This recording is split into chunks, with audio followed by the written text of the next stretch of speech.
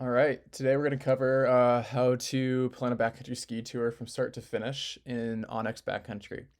A little preface, my name is Will McKay, and I work as a ski guide here in the central Wasatch, right outside of Salt Lake City, more or less the entirety of the winter. The rest of the year, I'm alpine guiding and rock guiding across the U.S. But yeah, I'm based here in Salt Lake, so I'm pretty familiar with the Wasatch, and this is where we'll base the tutorial out of today. Um, and yeah, let's just dive right in. This is going to be covering, yeah, start to finish of a backcountry ski tour from my perspective as like a ski guide. And a lot of the tools and like tactics that I'm going to use are applicable to the recreationalist as well. It's not only for the ski guides or the working professionals. That's the nice thing about OnX is it's pretty user friendly, so everybody from across the board can utilize this tool pretty easily and pretty well. Um, a little side note, this is not going to be a, you know, full basic functionality tutorial of this program. I have another video covering all the basic functions and a deep dive into what they're for and how to use them a little bit more. But this is just gonna cover some of that stuff. So if you want to check that out, you can check out the other video. Cool. Let's start in Little Cottonwood Canyon, right outside of Salt Lake City, at Alta. Alta is this little town right here. We've got the ski resort over here, snowbird ski resort over here. So this main road is Little Cottonwood, and this is some of the best snow and deepest snow in the Wasatch is located in Little Cottonwood, which is right here. We have an adjacent canyon, Big Cottonwood, that's situated a little bit to the north, only a couple miles away, but that hosts like Brighton and Solitude for the ski resorts. So let's move in towards Alta. So first things first, when we want to go on a backcountry ski tour, I'm gonna utilize our local Avalanche service, which is the Utah Avalanche Center, and we usually get our forecast around 7 in the morning. So let's say that we had some buddies who were going to go out and go ski at 8 or 9. We can go check our forecast, and this is going to be a forecast from November 12th, 2022. We got like around 100 inches in November. I'm currently recording this a day or two before Thanksgiving, and we've been high and dry for the past 10 days, but we had a pretty big amount of snow come in pretty early on. So I'm using an old archived forecast here. But it's a pretty easy one to understand. We've got low danger on all aspects, low to mid elevation, and then low danger on our solars, so southeast to southwest. And then we've got moderate danger from west to east on our upper aspects, upper elevations, sorry. And let's just keep this little avalanche rose in mind, and we can come down and look a little bit further down here, and we can see some recent avalanche activity. This is up in Monte Cristo Bowl, all north facing, upper elevation north facing, so it corresponds pretty well with our avalanche forecast right there. Another little piece. And our avalanche problems, which I think are the most crucial part of this forecast. The only thing that is rated as moderate is the wind drifted snow. So wind slabs or wind deposits from blowing snow. So if we have snow that's been blown onto the west through east at upper elevations, that means the wind previously the night before, the day before, or days has been coming from the south. So it's been blowing it over the ridge lines and depositing it at the ridge lines. If they were super strong winds, it's potential that, we're blowing a little past the ridge lines and we might find wind pockets significantly further downslope than we would normally see. But let's see what we're saying for wind speeds. Yeah, winds blowing 25 to 35, gusting to 40. That should likely keep our wind pockets pretty near ridge line, if not down 100 to 150 feet down from ridgeline. So now that we've got this pulled up and we can utilize this again, we can go into our OnX map on the desktop version. And everything that I'm doing here, you're able to do on mobile, but I just like starting it on the desktop and then bringing it to my phone when I'm going out in the field. So let's start down at Alta. I want to go ski on, maybe we go ski something like Holy, or we could go ski Powerline and Cardiac Ridge. Those are some classic ski tours here in the Wasatch. So let's go down here towards the Alta Church. The Alta Church is where, locally we all say we start our ski tours. It's this little road, access road that goes up. And if I know I want to get up here and work my way into this drainage, into Mildy South, I can start creating some lines to get over there. Let's zoom in. Up in our top right-hand corner, we've got our Tools tab. The first little pencil is going to say draw line / measure distance. The next little pencil is draw shape / measure area. That'll create like a opaque polygon on your screen. I'd go for the measure distance tool. So you can click on that. Free draw will just kind of be a little bit, you can make more curves with it, but I just like doing click to draw. It's a little bit easier. Let's start with our up track, which we're going to be making right now, is going to be blue. And let's make it a little dotted line. And yeah, we'll just say this is up track. Now we can start clicking down on our screen. And as we click, it's going to draw it for us. And this is a ski tour that I've done, oh man, way too many times. Not in a bad sense, but in the sense that I really am familiar with where I'm going by now. And we're kind of just working our skin track up this little line. It's not always going to be following a little pre-established trail like this, but this is such a popular area that this is the access road that they use to service some of the Avalanche bombing equipment up on this ridge line. It's also a great little summer running trail. So it's going to get us up to here. And now I'm up at an area called Pole Line Pass. And for us to get back into the little drainage that we want, we ultimately want to come ski right off of here. This is Cardiac Ridge. And to get over there, I have an option to ski down this little shot right here and tour up this small little ridgeline, but this is pretty steep and this is due north. And even though our forecast isn't saying that should be about around mid elevations, even though it's not saying we have any danger there, I know historically this little zone is extremely windy, so if I'm going to find a random wind pocket, it'll likely be tucked in here. And then we're going to keep drawing our way up the ridge, keep going, and then we get to this little pass that's a little sneak onto this ski run right here that's called the Eyebrow. And now that's where I'm going to stop first, and I'm going to name this up track number 1. Click save. It'll save it there. I can kick that out. And now I've got my little blue line here, and I can click on it and it'll give me my elevation profile in terms of distance, and we can see the little dot on that line moving as I move my cursor on the profile. Gives us the total elevation down here and elevation lost. So now that I'm here, and I want to end up ideally down here, I'm going to set a little ski track. So just like we did before, I'm going to go into my tools function. I'm going to go for my down track, I'm going to do green. Down track number 1. And then I'm just going to click, this is my down track down here. This is a run called Powerline, and it's really fun ski. So I can just write down track number 1, save. I've got my first ski run of the day.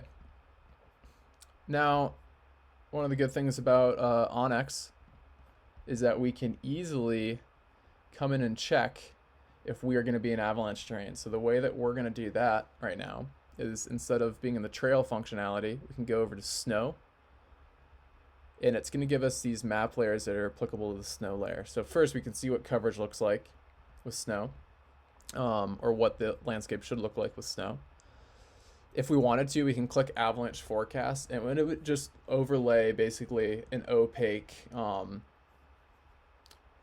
moderate danger, because there's a little bit of moderate in the forecast. Right now, on this day specifically that I'm recording this, our forecast center has stopped forecasting just because it's been a high and dry spell for quite some time. So they're not issuing forecasts right now. But if they had one today, it would be showing up as like an opaque yellow for moderate danger. But we can go into slope angle. And slope angle, out of the gates, looks a little intense. But in our top right hand corner, we have the opacity tab. And I like just bringing that down a bit so it's not as like aggressive looking and I can still see what I'm working with. Guidelines are that our most frequent like avalanches and like where they start to where they usually stop is around 30 to 45 degrees. So in this orange to getting into purple level. So if we're looking over here where my cursor is, that's definitely getting plus 45. And a little bit lower in here, we can see where it's transitioning to the prime avalanche area in that orange and red. So if we're concerned about slides, you know, we can use this tool to kind of dodge and weave through a lot of nice mundane terrain. You can see that I took this up to a pass, which is pretty low angle. And then I'm on a ridgeline, so pretty flat up here. And then Powerline is a great little ski because, you know, it's, as we can see in this tool, you know, the max it's usually touching into is like 25 to 30. There's like a 30-degree roll if you take it. But more times than not, you're skiing on pretty low angle, like covered, shaded snow because it's in the tree line here. So that's a nice little thing to click on to make sure that our tracks so far are staying pretty safe for the day. Let's go in and just turn that off for the time being so that we can see what we're working with. Awesome. And then I'm gonna switch back to trail for the rest of my building just because it's a little bit easier on my eyes. So now we've gotten our first ski down to here. Our next goal is going to be to get up to Cardiac Ridge. Cardiac Ridge is going to be right here, and the classic ski line is just straight fall line from there. This whole ridge feature up here is quite steep, and then this is the one, you could almost call it a little pass that runs through there. So let's go in and make our route once again. So let's do another up track. So up track number 2. And from here, let's say that we wanted to work our way over here. This is all really low angle terrain, like almost flat. You're getting through a few rolls here, but nothing substantial. And now, before I start going up here, I'm gonna go back, cancel. I can click save, and that'll save that right there.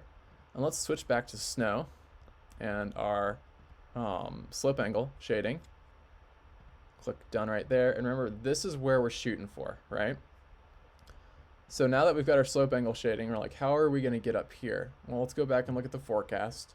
It is saying that there's moderate danger in this little, you know, this is upper elevation here for sure. If we click on it, it's gonna give us our elevation, so 10,500. Our upper elevation in the Wasatch, you can see right here, is above 9,500 feet.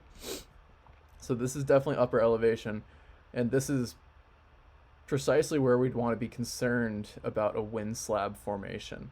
And that's something like a wind slab, you can pretty easily see a wind-loaded pocket.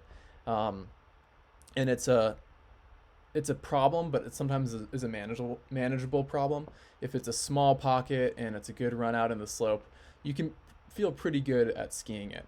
So knowing this area and having a forecast like this, I'd be okay getting up there. And it'd be something that you'd have to just like ground truth check out when you're in the field. But now that we've got our slope angle shading on, let's go click this line again. We can go down to the bottom and click edit. And we can keep pulling this guy over here. And you can set it specifically so that you have your switchbacks going through. But as long, as we've got, let's get this guy. Why is he not dragging? There we go. Computer's acting a little slow. I'm going to put them up here. This skin track is really just switchbacks getting up right here. I'm going to click save on that. So that's our up track number 2. Pretty sweet, pretty easy. And this is something that, slope angle shading, as awesome as a tool as it is, we are never relying fully off of this this tool. It's a great little piece of information to use and keep in mind, but it's not the end all be all of everything. Awesome. And then for this tour on this day, to make this simple for us, I'm just going to say that our ski line is out the same way down our up track. So you can set the up track and then ski down next to it. And then our up track for the rest of the day will just be reversing our routes. It's just going to be an out and back. There's not going to be anything that we're not getting into that's new to us. One of the ways you can get back up here is crossing through this little steeper section. But to avoid that, maybe if we're not feeling comfortable with that for the day, because it is west facing, we can just go straight back up power line. It's a beautiful walk, and then we can ski out our same ridgeline down Cardiff Bowl and right back down to our cars. And it's a nice, fun little tour. You could do this all in one line and get the entirety of the distance measured, but if we're trying to just check our up tracks, we can come in here, gauge that we had 1,500 feet of climbing for the first one and 1,400 feet of climbing for the second one, so we're pretty close to 3,000 feet for the day. And then adding in our last one, our green, if that's going to be our up track on the way back, elevation loss, but if we're going up on that, that's going to be obviously plus 962. So pretty dang close to 4,000 feet of climbing today. So ultimately, if it's an out and back, that means 4,000 feet of skiing as well, which is pretty sweet. Now let's turn off our slope angle and let's go back to trail. Cool. So one thing I really like about OnX is that we can use our marker tool and add some waypoints. So crucial places that we need to make sure that we're looking at or keeping in mind for our track. But before we even go out today, if our problem is like a wind slab or a wind drift and snow, I can click on my waypoint. I can drag our waypoint. This is the first major peak that we're on, Cardiff Peak. I can label that as Cardiff Peak. Save. And it'll preload it up here and say waypoint tools. What do I want to use? I can add wind direction and apply. And automatically, it's going to give us the up-to-date wind direction at the time that we're looking at this, which is pretty sweet. So we can see if the wind's blowing, how hard it's blowing at the time. And maybe our second point of interest for wind would be right where we're going to be dropping in to go ski again. Oop, that's a photo click. Another waypoint, bring it up to the pass. Ski. Cardiac, ridge, low point. Click that. And let's do wind direction again, apply. And now we can see that it's blowing a little bit harder on Cardiff Peak, but not much. And then Cardiac Ridge is just a light little breeze right now blowing to the west. This wind is different than what would be showing up on this specific day. This is on November 12th, and then I'm recording this on November 23rd. So our winds are a little different speed, but that's a cool little function you can use. Let's click off that. Another thing in OnX that's pretty sweet is you can just click the map and go to weather, and it's going to give you, it's kind of like a NOAA point forecast. It's going to give you that forecast for that specific zone. And you can click another area, go to weather. It'll do the same thing. from this week to current to hourly even, which is pretty sweet, and the barometric pressure, so you can see if a big storm's coming in, or moon phases. I mean, I don't use moon phases to find powder skiing, but maybe somebody knows more about moon phases than I do, and maybe they can utilize that tool. Another cool little thing about this is in our Discover tab on our left, we can go to map modes, go into snow, and under Discover,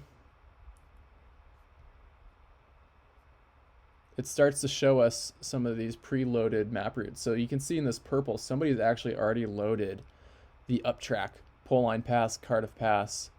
It has a full description, almost like a guidebook for it.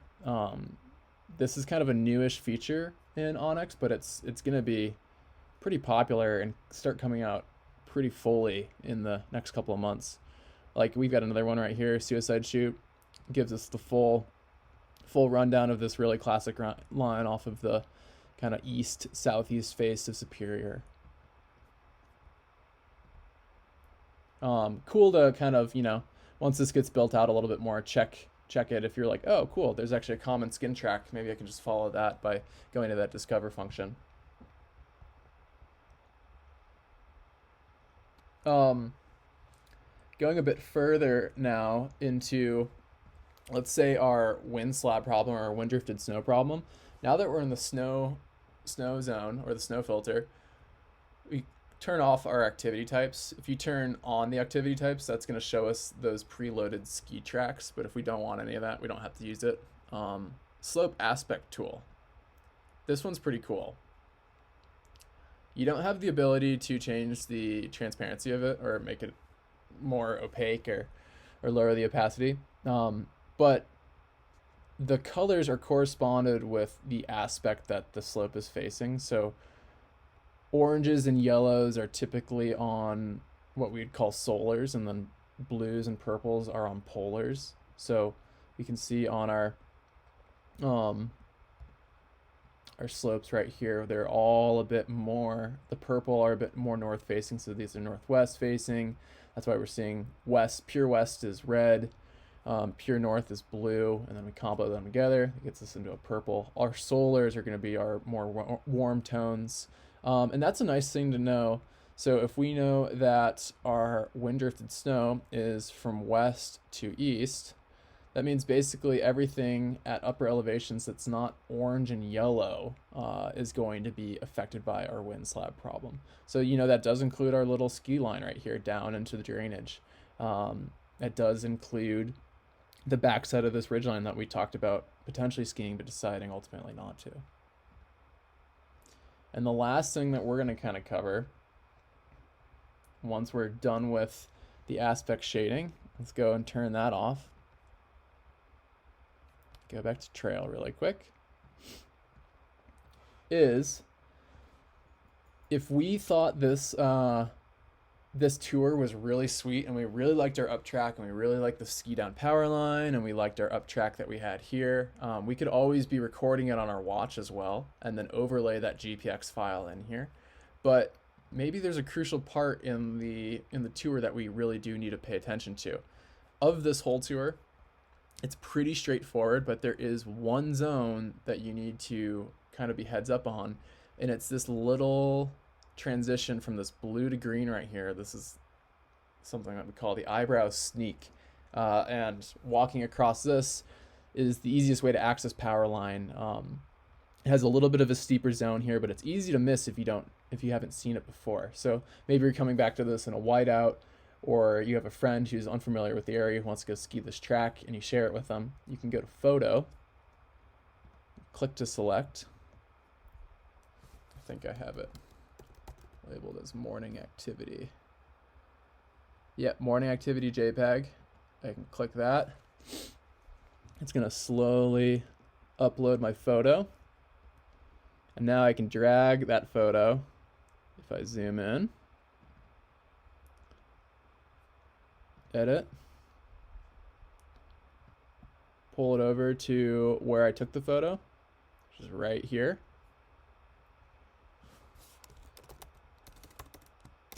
Eyebrow sneak. save. And now, if I click that out, I can click on my photo, click on this image, and it's going to show us what this eyebrow sneak looks like. This is like exactly the terrain that in situation that I'd want this photo in. Like you've come up this ridge, you're like, okay, sweet, where do I actually go? It's kind of a whiteout. Oh, this is the image that we have saved to here.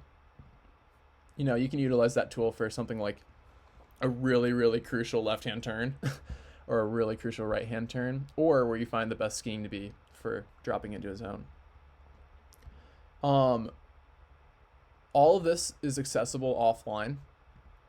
So you can go onto offline maps and say, you know, new offline map, or I have one loaded, which is Wasatch Skiing. If I click that, I have some options. So this just shows me my pre-established one. This is just the terrain, and everything within the green is going to be the terrain.